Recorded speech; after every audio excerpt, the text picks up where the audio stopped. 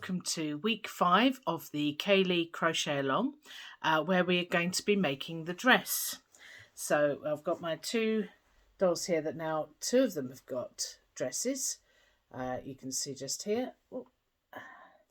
And I'm going to show you how to make it. Now the dress comes in 2 parts. So you've got the bodice part, which is crocheted, and you've got the skirt part, which is made out of fabric.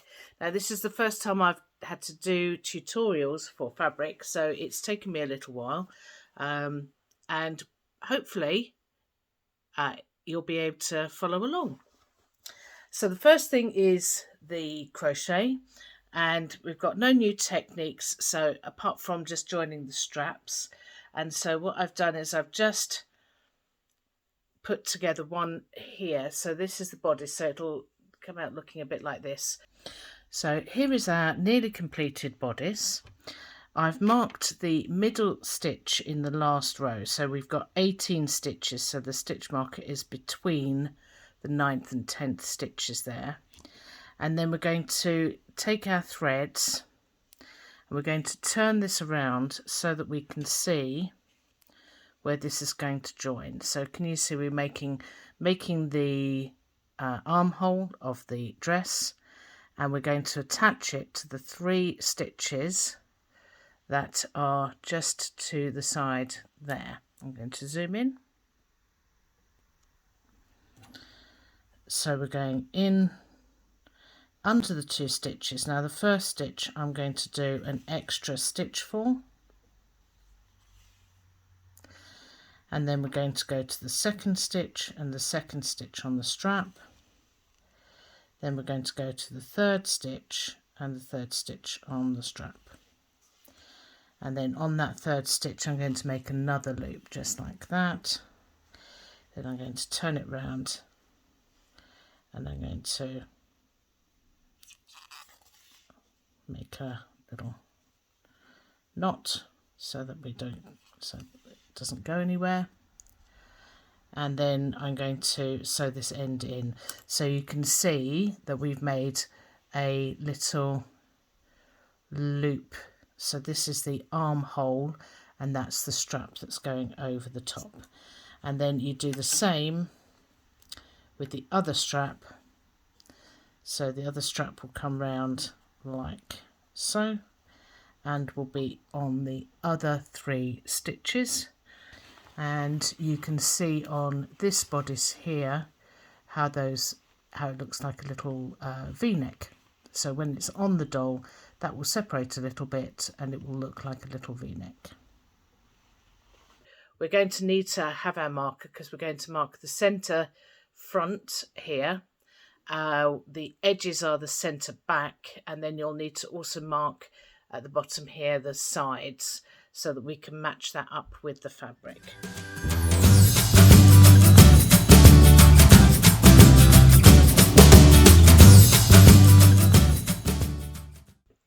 When you get your fabric, it will be folded up very small.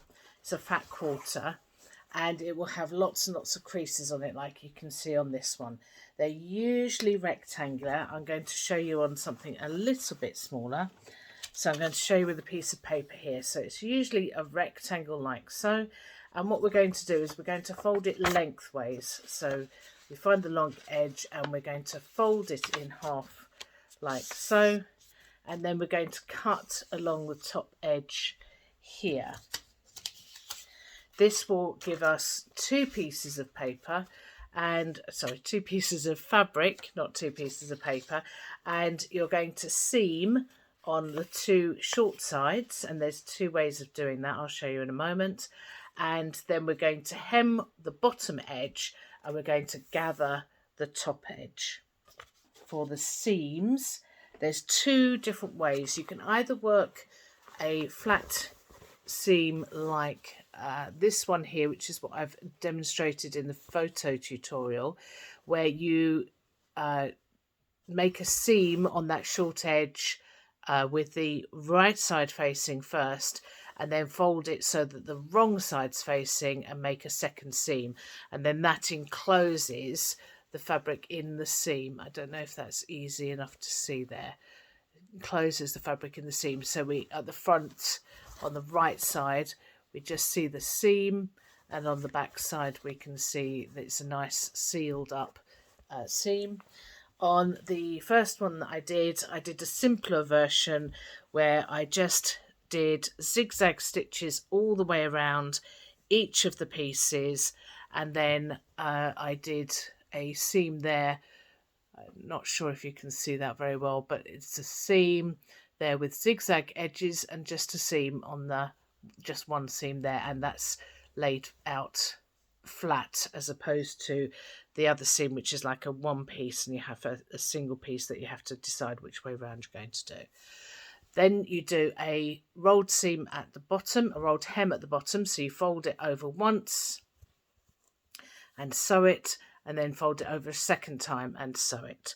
That gives the effect of only having, and I'll show you on here, you have one line of stitching on this side, and on the other side you potentially have two lines of stitching, but I'm not sure that's catching that.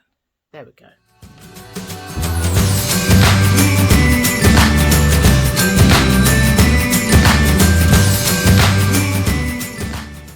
Okay, then the last bit, which is probably the hardest bit, is attaching the bodice to the dress. So I'm just going to take this one off. There. So once you've made your seams and your hem, at the top edge, what you're going to do is you're going to do a row, an edge with zigzags. So you're just going to do a zigzag bit along the edge. We don't want a folded seam here because that will give too much bulk. There's a lot of bulk here with just a single seam. And then we do 2 rows of gathering stitch. Now you can do that with the machine or you can do it by hand. If you do it with the machine, you have to change the tension so that one of the stitches is actually flat and the other one kind of comes through the fabric and makes little loops on the other side. Then you can stretch that easily and push it to make the gathers. It makes the gathers really quite nice and neatly as well. And if you do 2 rows, that was what my needlework teacher always told me, do 2 rows of stitching for your gathers and then they'll be a bit more consistent.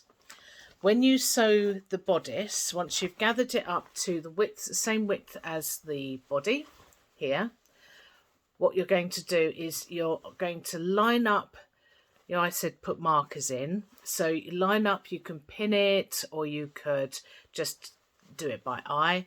But the marker at the side of the bodice, now remember the bodice at the back has the gap, the main gap at the back.